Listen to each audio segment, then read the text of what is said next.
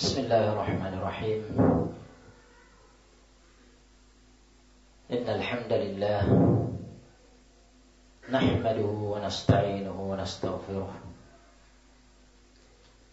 wa na'udzu billahi min shururi anfusina wa min sayyiati a'malina.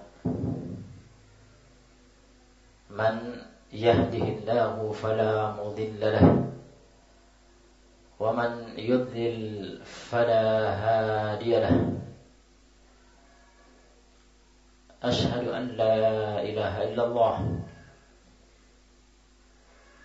وحده لا شريك له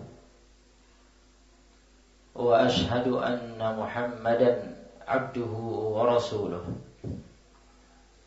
صلى الله عليه وعلى آله وصحبه وسلم.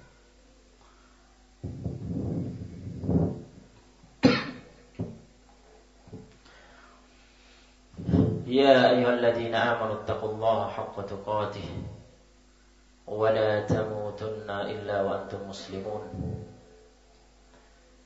يا أيها الناس اتقوا ربكم الذي خلقكم من نفس واحدة وخلق منها زوجها وبث منهما رجالا كثيرا ونساء واتقوا الله الذي تساءلون به والأرحام إن الله كان عليكم رقيبا.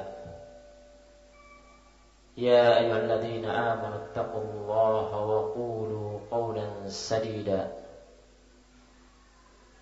يصلح لكم أعمالكم ويغفر لكم ذنوبكم ومن يطع الله ورسوله فقد فاز فوزا عظيما. أما بعد فإن خير الكلام كلام الله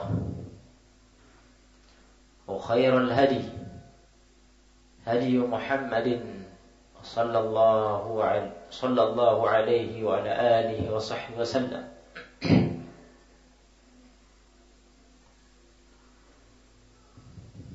وشر الأمور محدثاتها وكل محدثة بدعة وكل بدعة ضلالة وكل ضلالة في النار.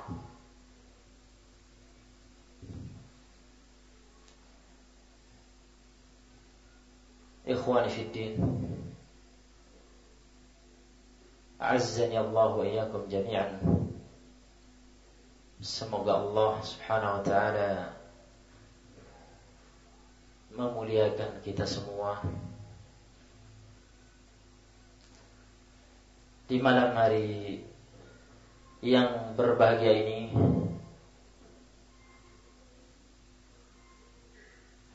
Di majelis yang mulia ini, semoga Allah subhanahu wa ta'ala memberkahi kita semua.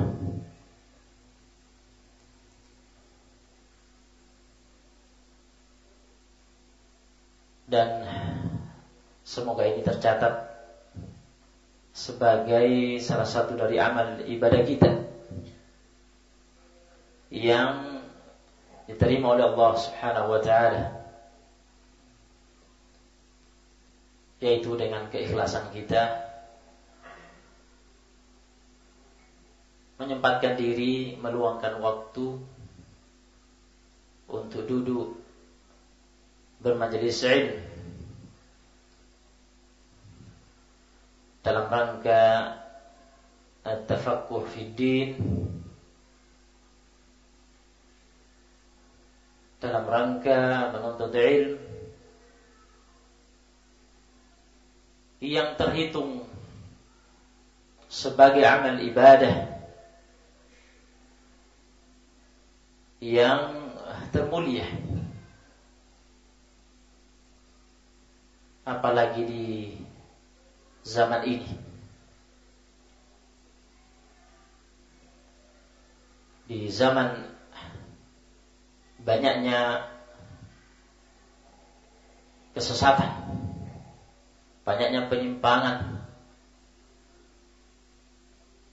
merajalelanya kebodohan, kejahilan terhadap agama Allah Subhanahu wa taala, yang sebenarnya, atas kebenaran. Banyaknya syubhat-syubhat yang merupakan fitnah yang sangat dahsyat.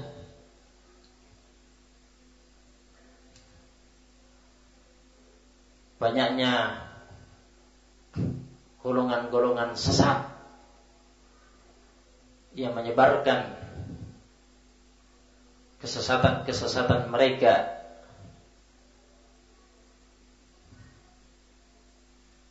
di majelis-majelis mereka ataupun di media-media mereka yang mampu mereka upayakan.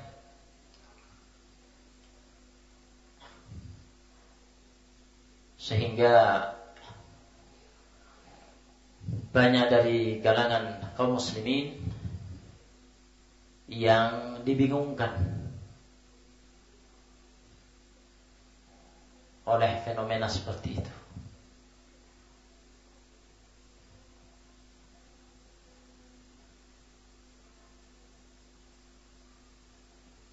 Maka kesyukuran yang besar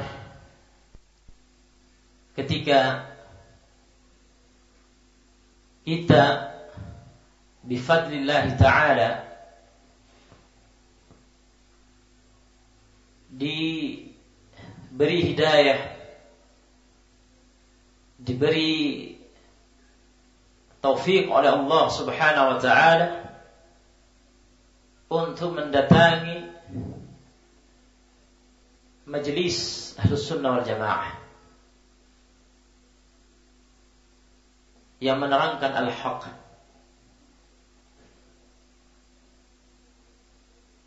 agar diikuti, menjelaskan al-batil agar dijauhi.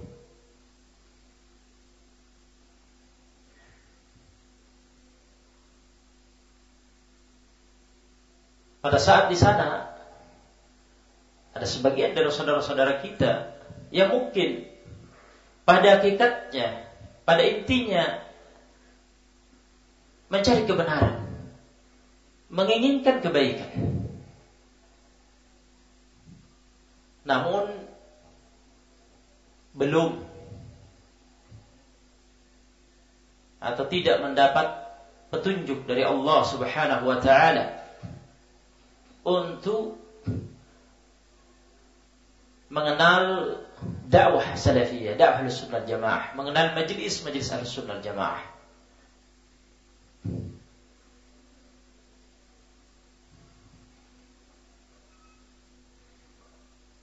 Seperti kata Ibnu Mas'ud radhiyallahu taala anhu, "Wa kam min muridin lil khairi lam yusibhu."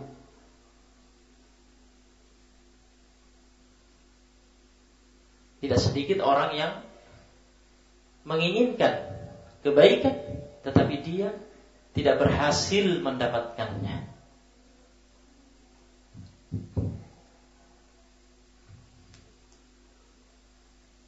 Ataukah sebagian orang mungkin terombang-ambingkan atau masih mengalami kegoncangan dikarenakan terkadang mendengar atau hadir di suatu majelis yang mencampur baurkan antara kebenaran dan kebatilan, sunnah dan bid'ah, atau bahkan tauhid dan syirik, iman dan kufur.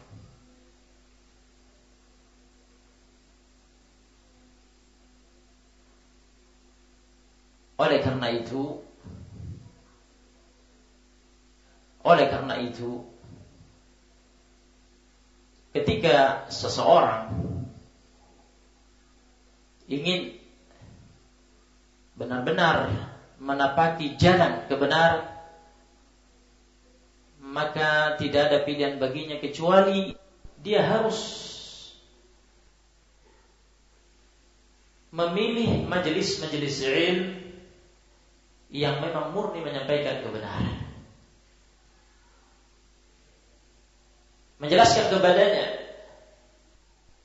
mana sesungguhnya kebenaran itu, untuk diikuti maksudnya kebatilan itu lebih jauh. Menunjukkan kepadanya mana sesungguhnya sunnah Nabi SAW, ajaran Nabi SAW, untuk diikuti, dan mana sesungguhnya bid'ah, mana sesungguhnya kesesatan. Menunjukkan kepadanya tauhid, agar dia bertauhid, agar dia menghasani ibadahnya kepada Allah Subhanahu wa taala, agar dia beriktikad, berkeyakinan dengan i'tiqad, yang keyakinan yang benar, berideologi yang benar, dan menunjukkan kepadanya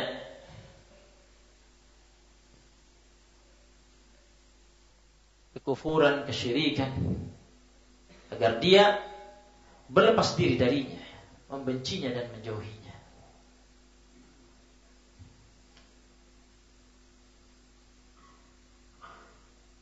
Nah, majelis ilmu yang mengajarkan ilmu syariat Allah Subhanahu wa taala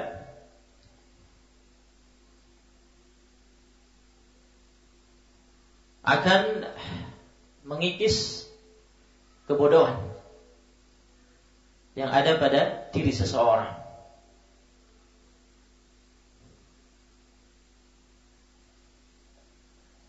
Membina dia membangun akidah yang benar agar bertauhid,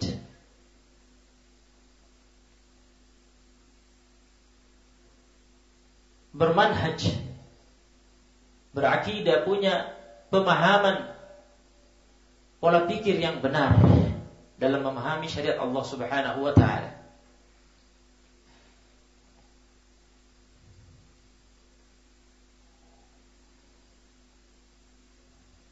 Sehingga dengan itu dia selamat dari fitnah-fitnah syubhat yang menyesatkan,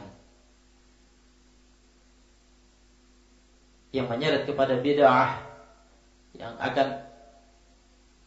yang puncaknya akan menyeret sampai kepada bid'ah tingkatnya kufur. Wa iyad billah.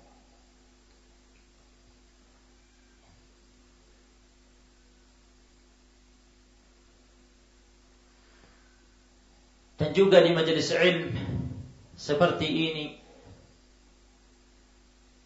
dan ibadah-ibadah lain yang Allah Subhanahu wa taala perintahkan,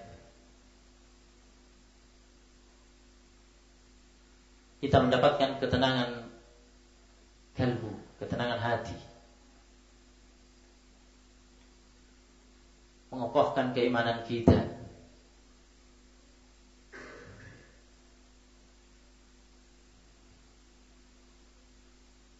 Dengan kokohnya keimanan kita, terasahnya iman kita, dengan terus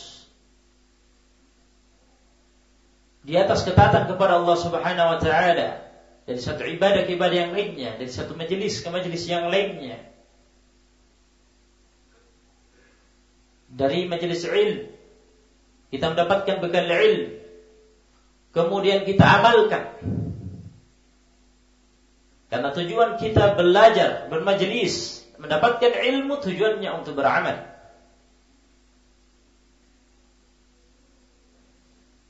Dan dengan itu akan mengokohkan keimanan kita dan akan membantu kita untuk menepis fitnah-fitnah syubhat, syahwat yang demikian dahsyatnya di luar sana.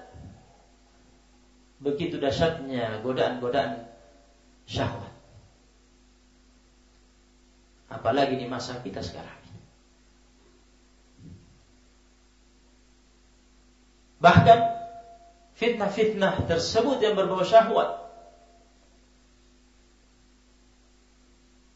yang ada di luar sana masuk di rumah-rumah kita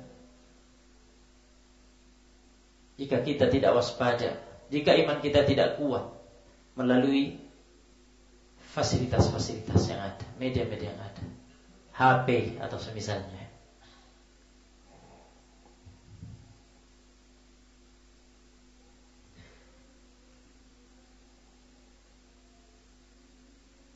Rasulullah SAW memerintahkan kepada kita, badiru bil a'mali shalihati fitnah. Hendaknya kalian menandingi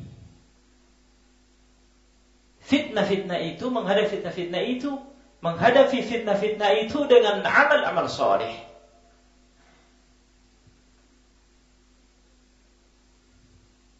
Haqiqatul mudlimah. Fitnah-fitnah itu datang bagaikan potongan-potongan malam yang gelap gulita. Semakin malam semakin gelap. Begitulah fitnah. Fitnah berikutnya lebih dahsyat daripada fitnah sebelumnya. Baik itu fitnah syubhat maupun fitnah syahwat. Kita dibimbing oleh Nabi SAW untuk memperbanyak amal saleh yang akan mengokohkan keimanan kita dalam menghadapi fitnah-fitnah itu. Fitnah syubhat kita hadapi dengan ilm, fitnah syahwat kita hadapi dengan keimanan, dengan amal soleh.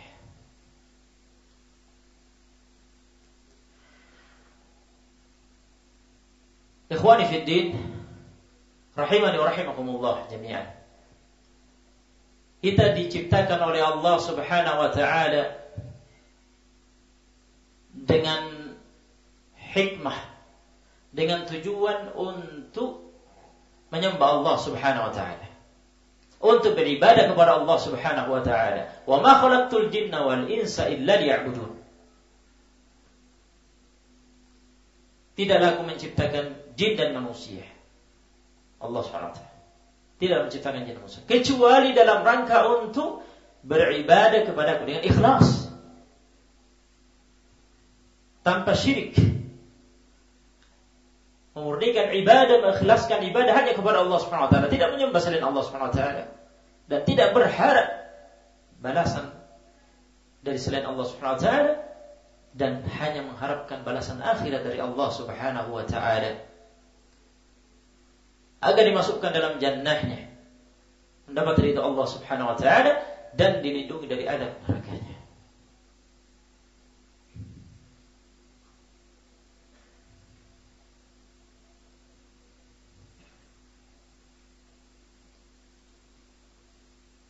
Oleh karena itu,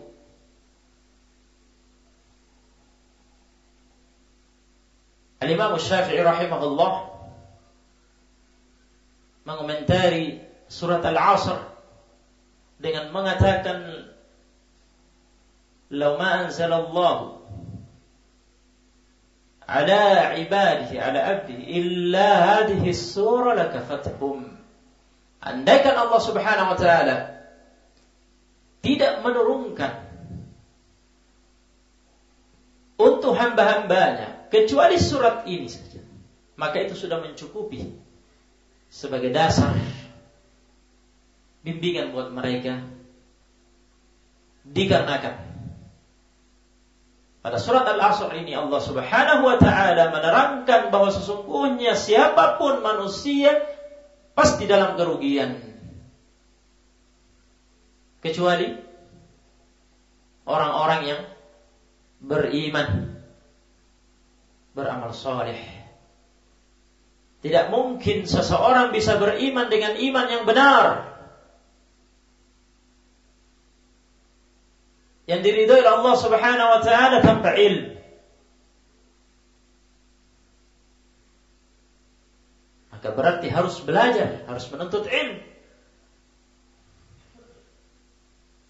agar bisa beriman dengan iman yang benar, berakidah dengan akidah yang benar, yang pokok-pokoknya dasar-dasarnya adalah 6 rukun iman.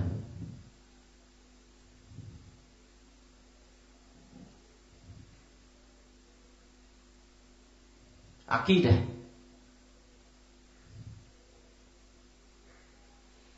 Beramal soleh. Tidak mungkin seseorang bisa beramal soleh tanpa ilmu.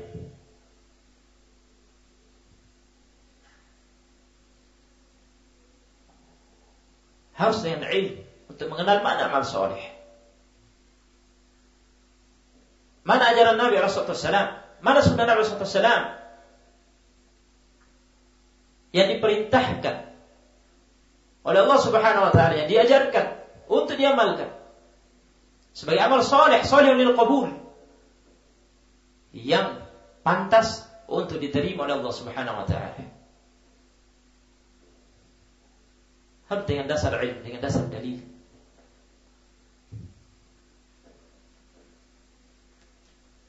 Oleh karena itu ingat, ikhwani fid din, ulama mengatakan bahwa ilmu itu hanyalah wasilah, bukan tujuan puncak. Jangan berhenti hanya sampai di situ.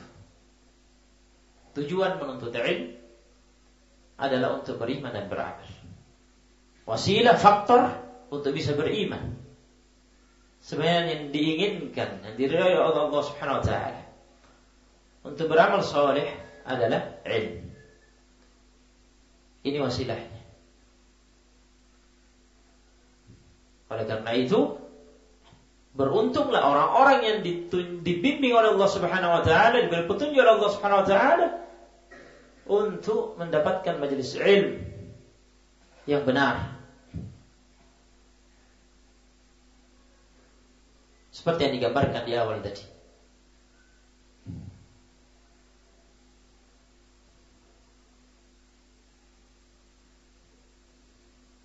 Sehingga dia berakidah yang benar, beriman dengan benar.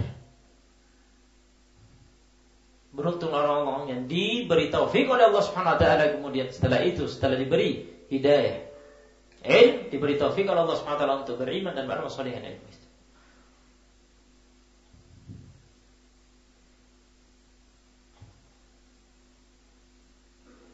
Kemudian saling berwasiat dengan al-haq, dengan ilmu yang sudah diketahui, syariat Allah Subhanahu wa taala.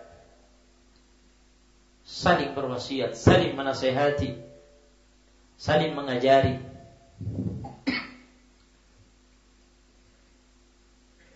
Berupaya untuk membagikan nikmat tersebut kepada yang lainnya. Saling berwasiat, saling menasihati dengan al-haq. Dan saling berwasiat untuk bersabar. Dan kunci untuk menjalani ini semua adalah kesabaran. Wa'bud rabbaka hatta ya'tiyakal yaqin.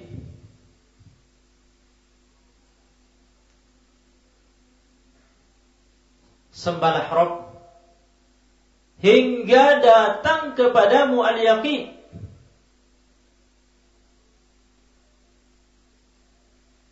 Yaitu al-maut. Sampai maut menjemput, istiqamah di atas ibadah kepada Allah Subhanahu wa taala, di atas tauhid, di atas keikhlasan, di atas iman, di atas amal soleh, di atas al-haq.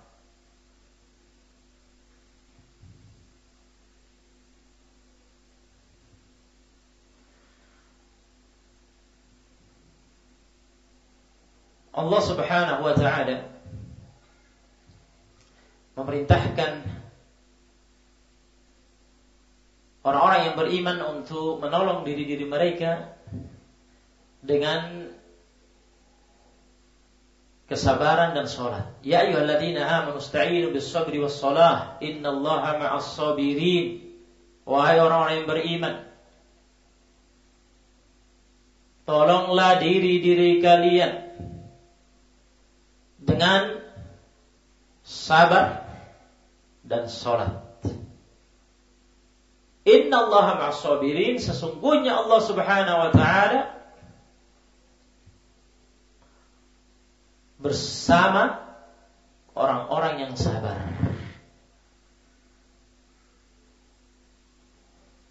Bersama di sini akidah kita Ahlussunnah wal Jamaah meyakini Allah Subhanahu wa taala dirinya zatnya di atas arsy, di atas seluruh makhluk, terpisah dari makhluk. Makhluk seluruhnya di bawah. Tetapi Allah Subhanahu wa taala bersama seluruh makhluknya dengan penglihatannya, pendengarannya, pengawasannya, dengan ilmunya. Tidak ada yang luput dari Allah Subhanahu wa taala. Dan secara khusus ma'iyah khassah, kebersamaan yang sifatnya khusus, yang istimewa, hanya untuk orang yang beriman, untuk orang yang berbuat ihsan, untuk orang yang bersabar. Innallaha ma'as sabirin, sesungguhnya Allah bersama orang-orang yang sabar, yaitu sesungguhnya Allah Subhanahu wa taala memperhatikan, menolong, melindungi orang-orang yang bersabar.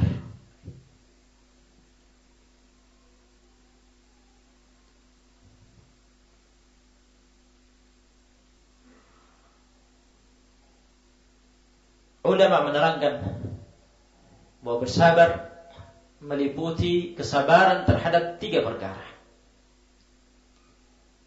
Bersabar dalam menaati Allah Subhanahu wa taala, melaksanakan kewajiban, perintah. Bersabar dalam menjauhi maksiat. Dan 2 jenis kesabaran ini adalah kesabaran menjalani syariat Allah Subhanahu wa taala. Hukum syariat Allah Subhanahu wa taala yang sifatnya amaliyah, apakah itu berupa perintah, kewajiban yang wajib kita taati dengan mengerjakannya, atau berupa larangan yang diharamkan, wajib kita hindari. Ini kesabaran menjalani syariat Allah Subhanahu wa taala. Dan yang kedua adalah kesabaran menghadapi takdir Allah Subhanahu wa taala.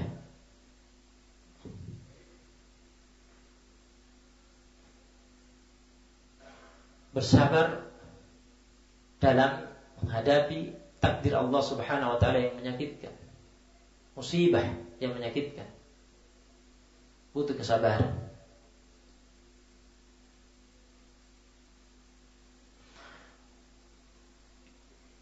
Jadi kesimpulannya, sabar itu meliputi 2 hal: sabar menjalani syariat Allah dan sabar menjalani takdir Allah Subhanahu wa taala. 2 perkara ini yang kita hadapi dalam kehidupan kita.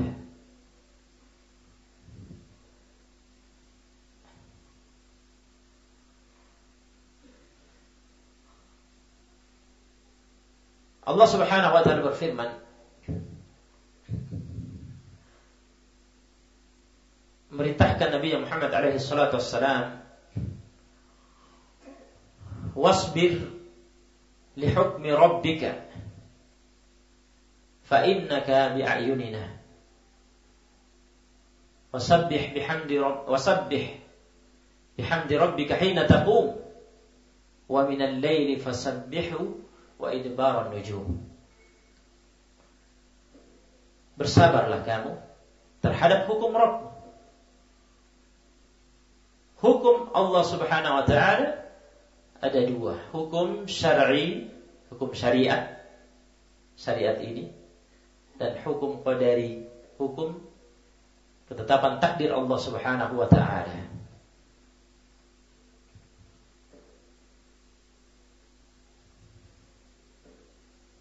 Ini semuanya ujian.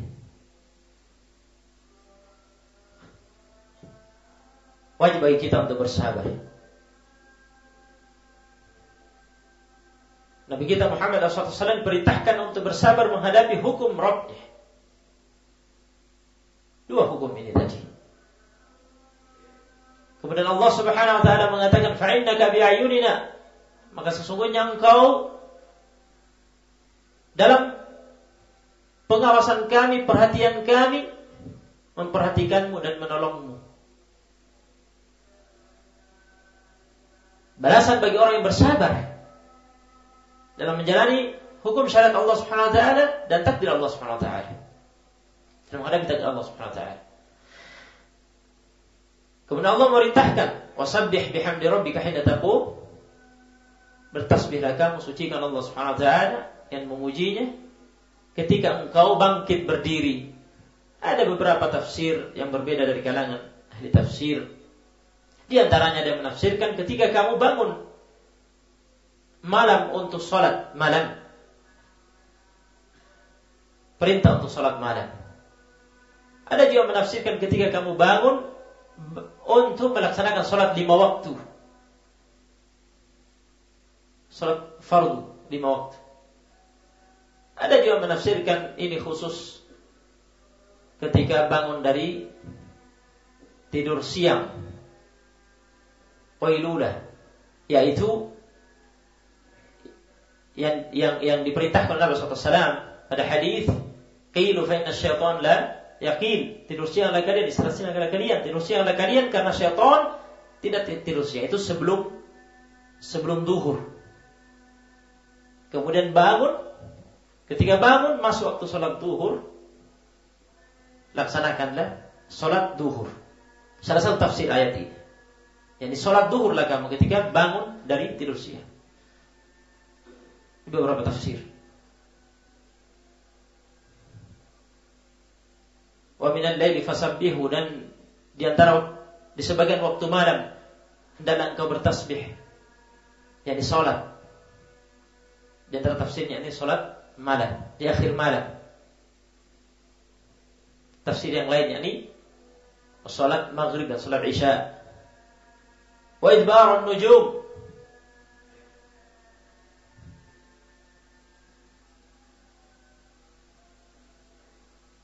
dan ketika bintang-bintang sudah menghilang, yakni waktu fajar, salat subuh. Ayat ini memerintahkan bersabar dan memerintahkan salat. Dan telah kita dengar pada ayat sebelumnya Allah Subhanahu wa taala memerintahkan orang yang beriman untuk menolong diri-diri mereka dengan sabar dan salat.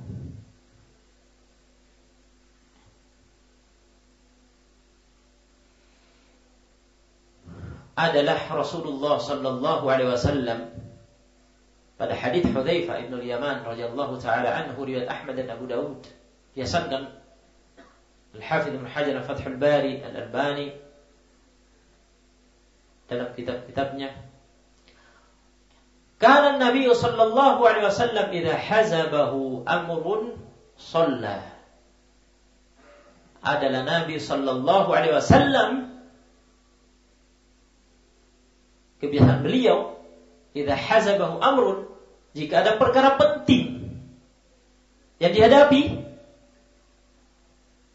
ada perkara yang menggelisahkan beliau, maka beliau salat.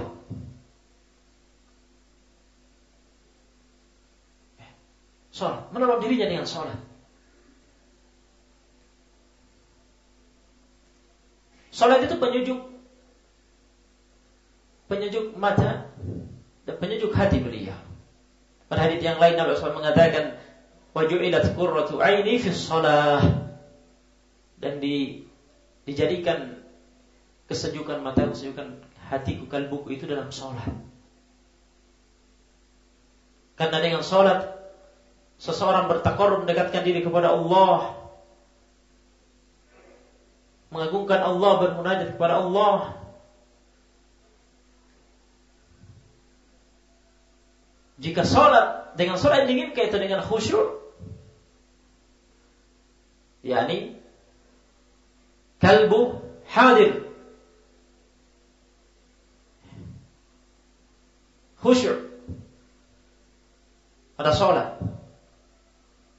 bukan sholat yang tidak khusyuk. Sebagian orang sholat, tubuhnya bergerak sholat, bibirnya, lisannya membaca, tapi kalbunya ghaib, kalbunya tidak hadir, kalbunya safar kemana-mana, berkeliling ke sana kemari pikirannya, tidak perhatikan sholat, sehingga tidak terkurang bermanfaat baginya. Padahal ini penolong sebagai perintah Allah Subhanahu wa taala. Nabi sallallahu alaihi wasallam menjadikan salat sebagai penolong dirinya. Jika ada urusan penting yang dihadapi, salat. Jika ada urusan yang merisaukan, menggelisahkan, salat. Ini Nabi sallallahu alaihi wasallam.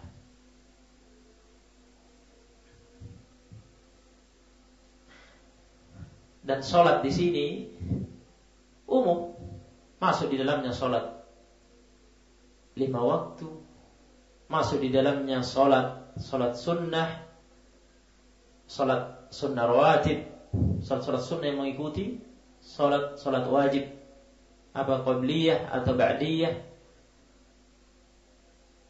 masuk di dalamnya qiyamul lail, salat duha,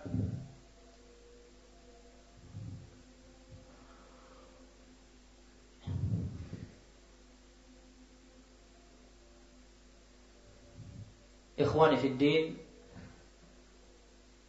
a'azzani Allah wa iyyakum.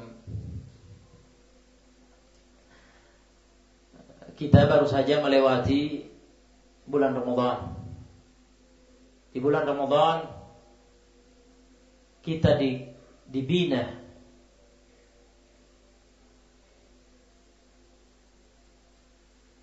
kita digembleng dengan berbagai ibadah. Dengan ibadah puasa di siang hari yang melatih kita untuk menjadi orang yang sabar. Ibadah puasa padanya terkandung 3 jenis kesabaran. Bersabar menaati Allah Subhanahu wa taala, menjauhi maksiat, dan bersabar menghadapi takdir Allah Subhanahu wa taala. Kita ditakdirkan dengan puasa merasakan lapar, haus, tubuh terasa lelah. Dan itu kita dilatih bersabar. Dan di malam harinya kita dibina untuk terbiasa qiyamul lail dengan salat tarawih. Perhatikan bagaimana kaum muslimin punya semangat tersendiri untuk qiyamul lail, salat tarawih di bulan Ramadan, dikarenakan disunnahkan berjamaah di masjid.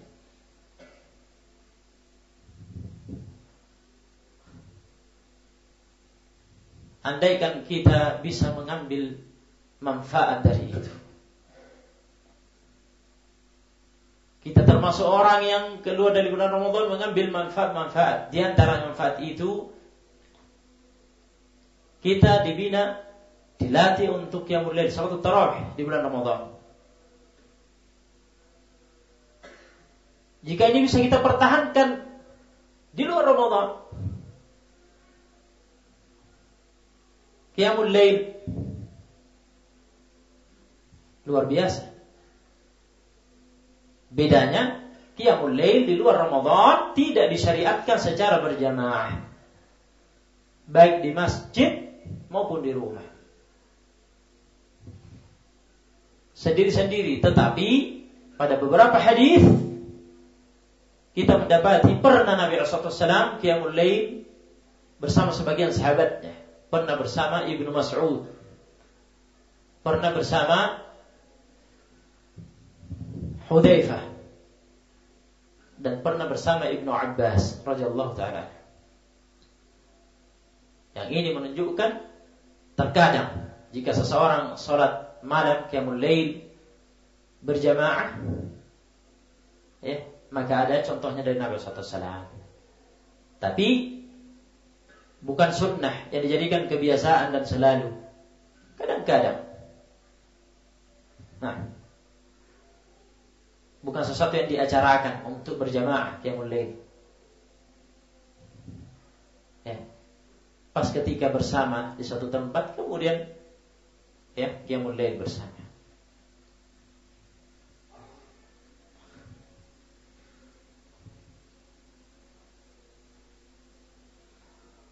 Nabi SAW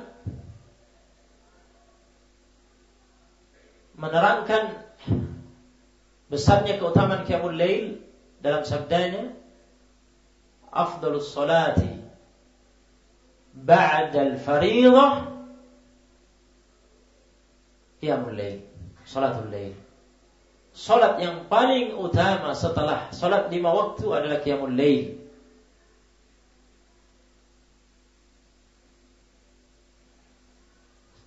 Al-Imam An-Nawawi menukil dari sebagian kecil fuqaha Syafi'iyah, ada sebagian fuqaha Syafi'iyah, sahabat Al-Imam An-Nawawi, yang berpendapat ini menunjukkan bahwa qiyamul lail adalah salat sunnah yang paling utama, lebih utama daripada salat sunnah rawatib. Tetapi jumhur fuqaha Syafi'iyah dan jumhur ulama mengatakan qiyamul lail adalah salat sunnah yang afdal, yang paling utama dibandingkan salat sunnah mutlak di siang hari, dibandingkan salat sunnah duha, salat sunnah mutlak di siang hari. Adapun dibandingkan salat sunnah rawatib, maka salat sunnah rawatib afdal. Karena afdalnya rawatib, maka dia mengikuti salat-salat wajib. Oleh karena itu, hendaknya kalian perhatikan rawatib, qabliyah maupun ba'diyah. Tolong diri-diri kalian. Kita menolong diri-diri kita dengan salat 5 waktu, dengan salat-salat sunnah rawatib, dengan qiyamul lail dan salat-salat sunnah yang lainnya.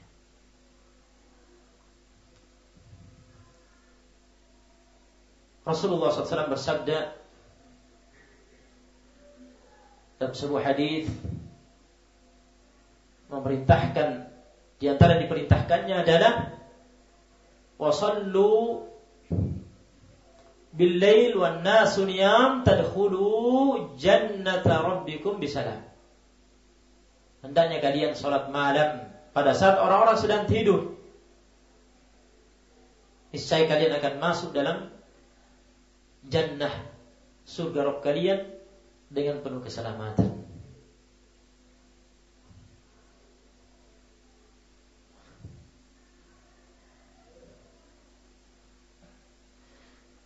Kita jangan sampai termasuk orang yang di malam hari itu menghabiskan waktunya dengan tidur, terlelap tidur. Jangan sampai termasuk yang disinggung oleh Nabi alaihi salatu wassalam ketika disebutkan pada hadits Ibnu Mas'ud, disinggung di sisi Nabi sallallahu alaihi wasallam, rajulun nama hatta asbahah, tidur malam sampai masuk waktu subuh, tidak sempat qiyamul lail, tidak sempat witir. Kata Nabi sallallahu alaihi wasallam, dzalika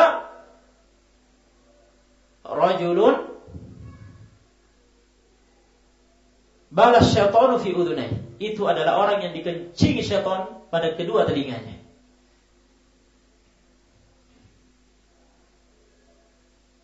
Pada hadis yang lain muttafaq alaih, Nabi SAW menerangkan, ya'qidu syaitan ala qafiyati ra'si ahadikum thalatha 'uqad.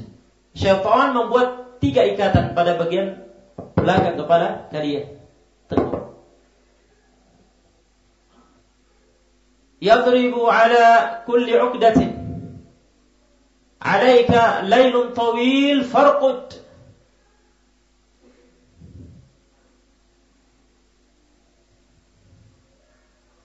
Syaitan pada saat ikatan itu mengatakan, kamu punya malam yang panjang, tidurlah. Tidurnya dibuat oleh syaitan, terlelap tidur, nyenyak tidur sehingga tidak sempat bangun. Nabi SAW mengatakan, فَإِنِ اسْتَيْقَظَ فَذَكَرَ اللَّهَ عَزَّ وَجَلَّ انْحَلَّتْ عُقْدَةُ. Jika dia terbangun, kemudian dia berzikir, memuji Allah Subhanahu wa taala, maka lepas satu ikatan.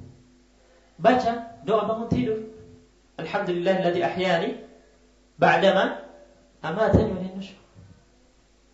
Alhamdulillahilladzi radda alayya ruhi wa afani fi jasadi wa adina li bi dzikri. Lepas satu ikatan. Mulai semangat. Orang kalau bangun tidur itu kan luar biasa. Ya. Nah, sudah diberi taufik untuk berzikir, baca doa bangun tidur tadi terasa agak ringan. Wa in tawaddu'a, jika berwudu, in hallat 'uqdah. Kemudian bangun berwudu, lepas ikatan yang kedua. Terasa semakin semangat. Semakin ringan, kan begitu? Hah? Wa in shalla in hallat 'uqaduhu thalath. Kemudian jika dilanjutkan dengan salat, maka lepas seluruh ikatan itu. Nah, salat awali dengan salat 2 rakaat khafifah. Nabi SAW qiyamul lailnya diawali dengan rakaatain khafifatain, dan Nabi SAW memerintahkan demikian. Awali yang 2 rakaat yang ringan. Salat sunnah wudu 2 rakaat singkat ringan. Dan lepas ikatan itu semangat. Dan coba qiyamul lail 2 rakaat. 2 rakaat. Nah, adapun kalau dikuasai oleh kantuk, mungkin karena lelah, kemudian terkantuk-kantuk, kemudian sulit khusyuk, maka Nabi SAW membimbing tidur, jangan dipaksakan sampai hilang ngantuknya. Nah, kalau baca Quran ketika qiyamul lail kemudian terasa tertutup, sulit membacanya, sulit mengingatnya karena kantuk, tidur. Nah, pun berusaha bangun lagi. Nah, nanti dalam keadaan seperti ini, kata Nabi SAW, fa asbaha nasyitan thayyiban nafs. Dia akan bangun di pagi hari dalam keadaan apa? Dalam keadaan dia semangat dan dalam keadaan jiwanya sejuk, tenang. Nah, berbeda dengan orang yang tidak seperti wa illa, jika tidak, asbaha khabithan nafs kaslan. Dia bangun dalam keadaan jiwanya sumpek, hatinya sumpek, jelek, dan terasa malas. Dikarenakan malamnya semalam suntuk tidur. Nah, beda dengan yang sempat bangun, sholat, mendekatkan diri kepada Allah, bermunajat kepada Allah, takarrub kepada Allah, istighfar. Apalagi di akhir malam, ini merupakan waktu yang mustajab. Dan ada waktu di malam hari yang disebutkan dalam hadis, jika bertepatan dengan itu seseorang berdoa meminta kebaikan, baik kebaikan dunia dan akhirat, tidaklah dia melakukan itu kecuali Allah Subhanahu wa taala mengabulkan.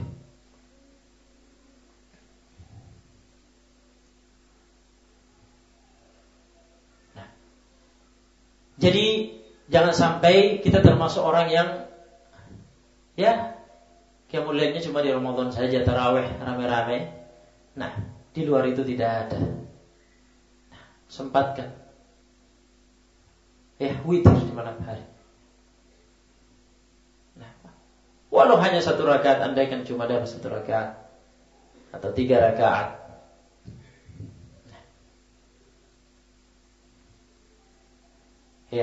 Tolong diri-diri kita dengan bersabar dan sholat. Kita ingin termasuk dari kalangan orang-orang yang dikatakan Allah SWT, innallaha ma'as sabirin, sesungguhnya Allah bersama orang yang bersabar. Bersama di sini makna khusus kebersamaan Allah SWT dalam arti Allah SWT memperhatikannya, menolongnya, melindunginya. Nasallallahu taufiq. Karena waktu masuk salat Isya ya. Nah, kami akhiri sampai di sini. Jazakumullahu khairan. Sallallahu ala nabiyina Muhammad wa ala alihi wasallam. Wa alhamdulillah rabbil alamin.